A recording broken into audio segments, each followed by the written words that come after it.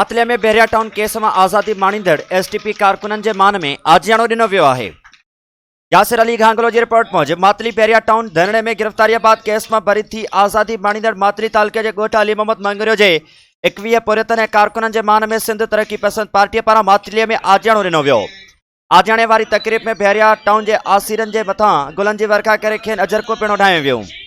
तकरीब के अगवानन खिताब कंदे एसटीपी के अगवानन असलम मेहंदो, गुल मोहम्मद शाह, अब्दुल्ला अवान, अब्दुल जब्बार मंगरियो, खालिद मक्सी, असलम खलीफो, जुल्फकार शाह, बाबू लुतुफ जिजियो ऐं ॿियनि चयो त बहरिया टाउन ऐं सिंध हुकूमत जे मिली भगत से बहरिया टाउन में हथरादू तौर भञडरा करे सिंध जो समें पुरियतन ऐं सिंध एक्शन कमेटी के कारकुनन के बेॾोही गिरफ्तार करे पुरअमन जिदोजहद के सबूतार करण की कोशिश कई वई।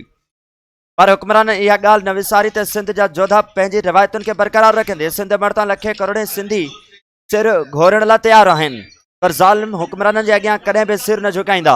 उन मौक़े ते बहरिया टाउन केस जे आसीरनि जो चवणु हो त संदन हौसला पहिरें खां वधीक मज़बूत थिया आहिनि।